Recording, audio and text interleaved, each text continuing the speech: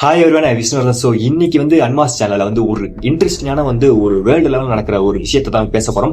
So என்னதான் நடந்துட்டு இருக்கு வேர்ல்டு லெவலில்? ஸோ இஸ்ரேல், ஈரான், அமெரிக்கா இடையேயான போர் தான் காரணம், மெயின் ரீசன்.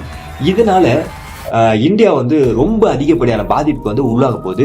அதுவும் சொல்றேன், இப்ப ஷார்ட் டைம்ல இல்ல, கொஞ்சம் லாங் டைமாவும் இந்த பாதிப்பு இருக்கும்.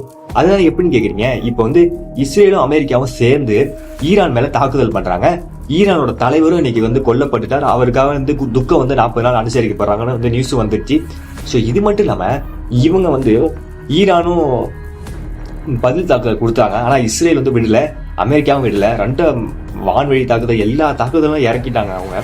ஸோ ஆனா ரஷ்யா பார்த்துக்கிட்டே இருக்காங்க. இப்போ ஒரு ஆலோசனை எடுக்கிறாங்க. இப்போ ரஷ்யாவும் உள்ள என்ட்ரி ஆனோம்னா ரொம்ப மிகப்பெரிய ஒரு சேதாரம் வேர்ல்டு லெவலில் அந்த பங்கு சந்தை, வர்த்தகம் எல்லாமே பாதிக்கும்.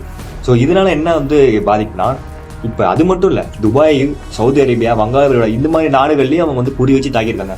இப்போ உலக அதிசயத்தில் இருக்கிற புர்ஜ் கலிஃபா கோபுரத்துக்கு பக்கத்துலேயே அந்த தாக்குதல் நடந்திருக்கு. ஸோ அதனால எதுவுமே பாதுகாப்பு இல்லாத தன்மையில நம்ம இருந்துகிட்டு இருக்கோம். ஸோ நம்ம இந்தியாவுக்கு என்னப்பா பாதிப்பு இருக்கும், நீ என்னப்பா சொல்ற அப்படின்னு கேட்டீங்கன்னா, ஃபர்ஸ்ட் கோல்டோட ரேட் இன்னும் இன்க்ரீஸ் ஆகும், டபுளா இன்க்ரீஸ் ஆகும்.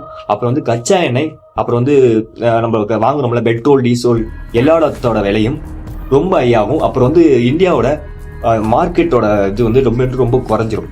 ஸோ இதனால இந்தியாவில் உள்ள 142 கோடி மக்கள் பாதிக்கப்படுவாங்க இந்த ஒரு போர்னால. ஏன்னா வேர்ல்டு லெவலில் போர் நடக்குதுன்னா எக்காரணத்தை கொண்டோ எல்லா விஷயமும் மாறும். ஸோ எல்லாத்தோட எக்கனாமிக்கும் மாறும், எல்லாத்தோட பங்கு சந்தையும் மாறும், எல்லாத்தோட பொருளாதாரமும் வீழ்ச்சி அடையும். இதுதான் போர் வந்தா ஒரு பயப்பட வேண்டிய விஷயம். ஆனா இப்படிதான் போர் நடந்துட்டு இருக்கு. இது முடிவுக்கு கொண்டு வருமா இல்லையான்னு அவங்க தான் முடிவு பண்ணணும், நம்ம முடிவு பண்ண முடியாது. ஏன்னா போரை நடத்துனவங்க தான் முடிக்க முடியும். ஏன்னா அவங்க சொந்தம்